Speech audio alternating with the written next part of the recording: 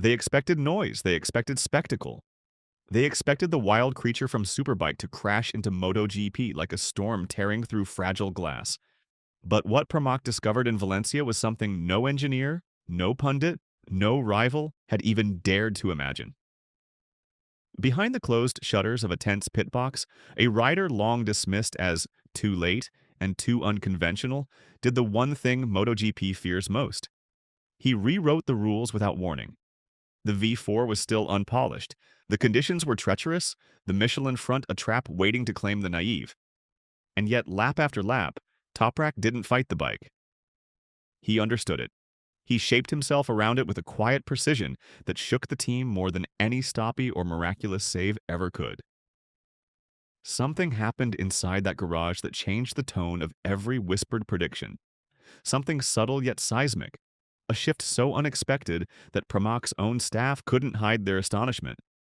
Because the real shock of his debut wasn't speed, aggression, or spectacle. It was the emergence of a rider they didn't recognize. Calm, analytical, technically fluent, bending the laws of adaptation in real time. And the moment they realized what they were actually witnessing, the entire room fell silent. Pramac didn't just reveal a surprise. They revealed a threat. Toprak Razgatlıoğlu stepped into MotoGP at 29 with the poise of a man who knew he was entering a world that had already made up its mind about him. He felt the eyes of the paddock measuring him as if every gesture carried the weight of a career lived outside their borders. Inside his helmet, he whispered, "They think I'm late, but I'm right on time," letting the sentence anchor him before the day began. A little-known technical request he made during setup involved altering the brake pressure ramp to mimic a sensation only he could articulate from his Superbike years. The engineer studied the data with cautious fascination, as if decoding a message written in a different alphabet. His new number 7 gleamed on the fairing, not as nostalgia, but as a quiet declaration of rebirth. The garage lights flickered over him like stage lamps waiting for an actor who refuses to enter on cue.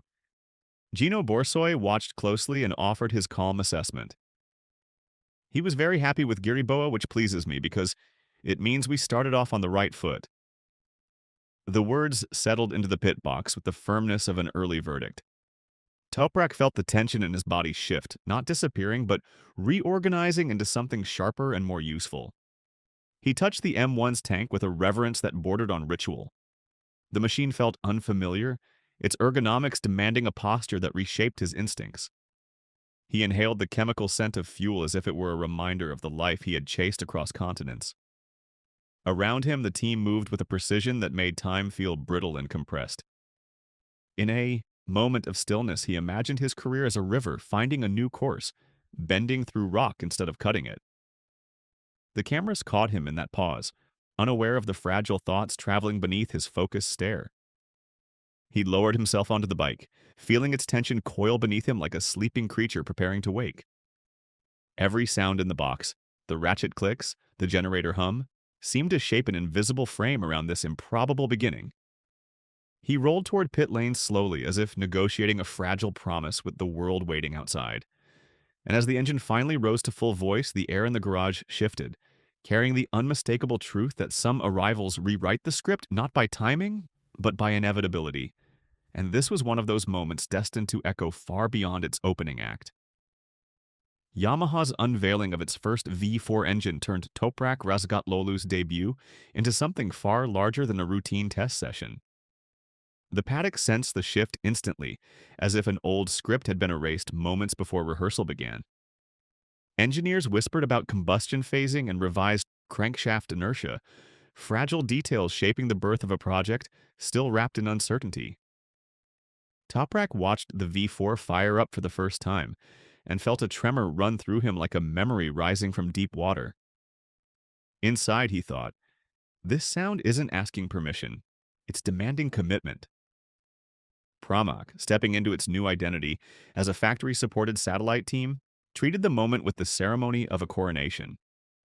The garage atmosphere tightened into a rhythm that felt both celebratory and severe. When the team announced his new number, the words echoed through social feeds and pit walls with the resonance of an opening bell. A new chapter, a new number.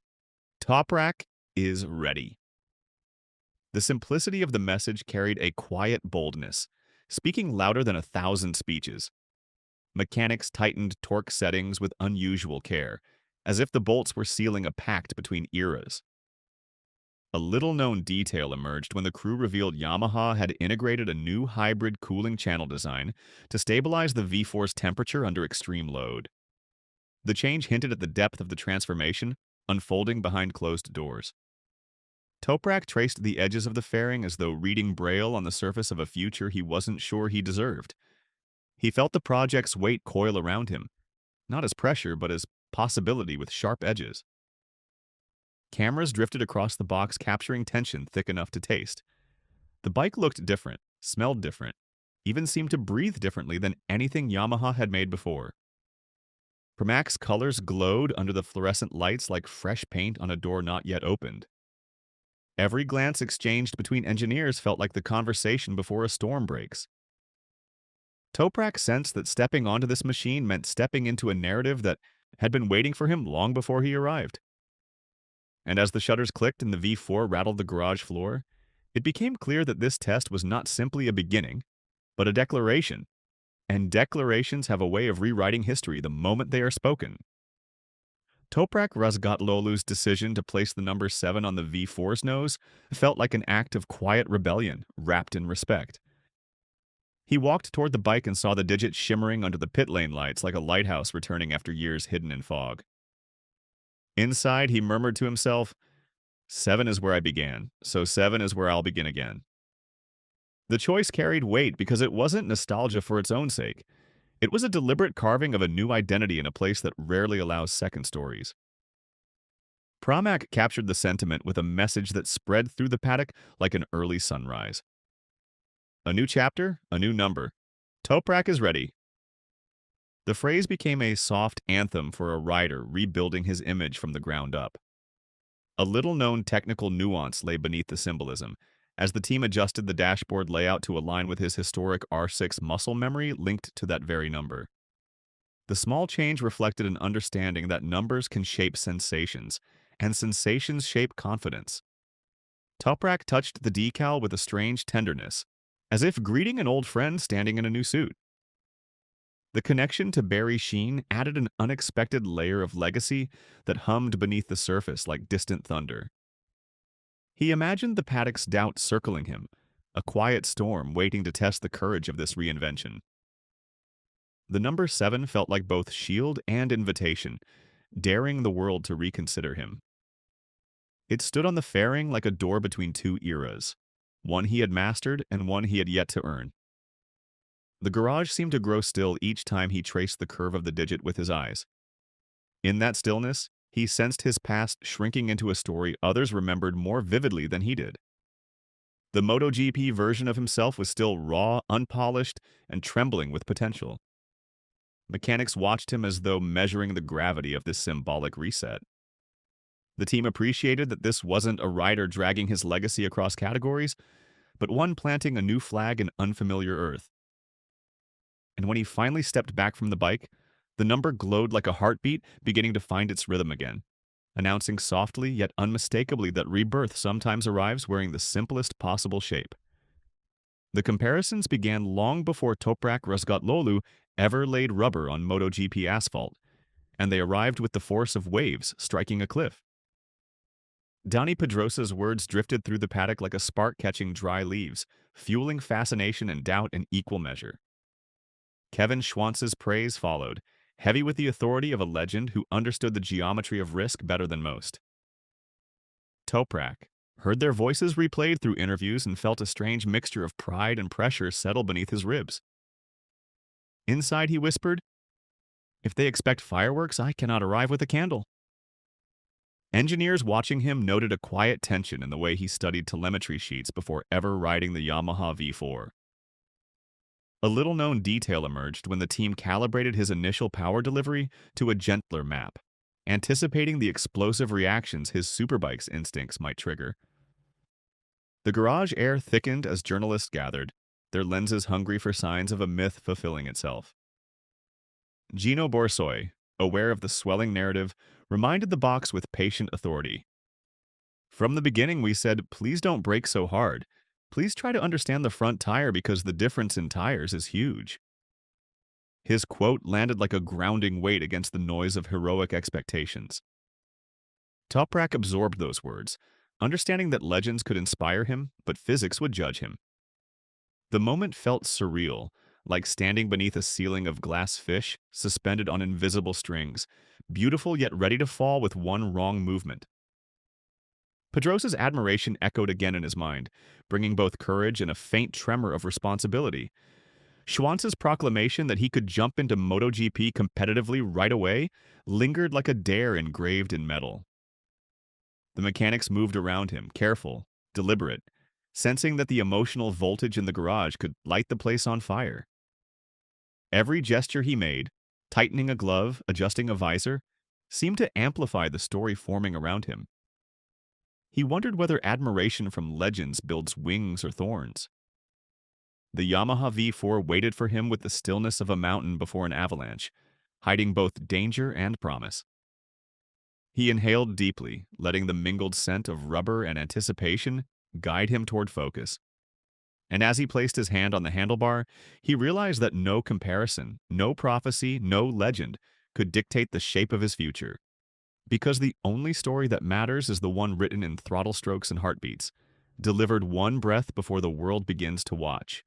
The private Aragon shakedown unfolded in a silence broken only by wind, cutting across the empty main straight, offering Toprak Razgatlıoğlu a first handshake with Yamaha's newborn V4.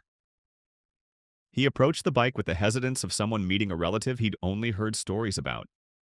Inside, he reminded himself, learn the heart of the machine before you ask it to follow yours. Alberto Girabola stood beside him, studying every gesture with the precision of a craftsman evaluating rare material. The chemistry between them sparked early, not through grand declarations but through small, efficient nods exchanged over telemetry sheets.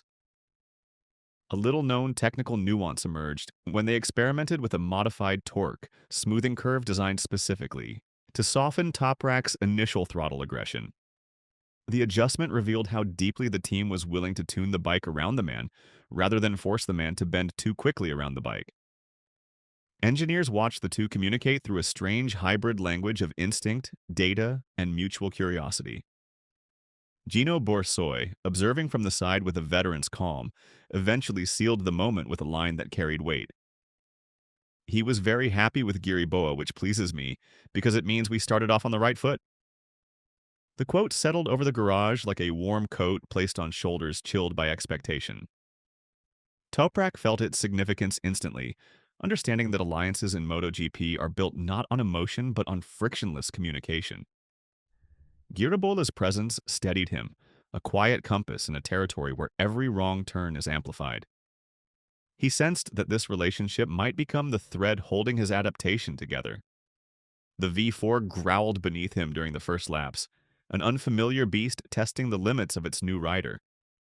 Each corner revealed a different harmony or dissonance in their shared rhythm. The track felt like a vast sheet of paper on which every mistake would be written in thick ink. Yet something in the partnership softened the edges of that fear. Their early trust grew like vines finding anchor on a stone wall, quietly resilient. And when the session ended, Toprak realized that this bond, formed far from cameras and expectations, was not just preparation, but prophecy, the kind that whispers that transformation begins long before the world is allowed to see it. Valencia greeted Toprak Razgatlıoğlu with a damp, indecisive morning that felt more like a riddle than a test session. The red flag stretched the hours into long, echoing corridors of waiting. Mechanics hovered around the M1 as if tending to a restless animal that refused to wake. Toprak watched the sky thinning into patches of timid sunlight and whispered internally, "Patience is also a kind of acceleration." When the track finally opened, the asphalt still carried the cold reluctance of a surface not yet willing to trust anyone. He eased into his first laps with the precision of a surgeon feeling for a pulse beneath unfamiliar skin. A little-known technical adjustment saw the team reduce initial brake bite to help him navigate the half-dry braking zones without triggering the Michelin front's unpredictable edge. Each of his 53 laps became a study in restraint, a discipline he rarely had to summon in Superbike. His times placed him 18th of 22, but the numbers barely scratched the surface of the story unfolding beneath. In the box, tension thinned into brief laughter when Gino Borsoi joked with disarming honesty, "I think as soon as he goes wild, we'll have two crazy horses in the box." The line floated through the garage like a spark of mischief easing a storm. Toprak cracked a faint smile, knowing his reputation for chaos was both a crown and a curse. The team watched him with renewed curiosity, struck by the calm precision with which he dismantled the track's tricky conditions. The M1 felt stiff in parts, playful in others, like a piano with keys that changed personality at each corner. Valencia's tight layout forced him to read the bike's language syllable by syllable. He felt the rear slide once with a warning sharp enough to lift his heartbeat. But he breathed through it, letting instinct braid itself with caution. The garage screens flickered with telemetry that told a story of control rather than spectacle. Every lap wrapped another layer of familiarity around the new machine.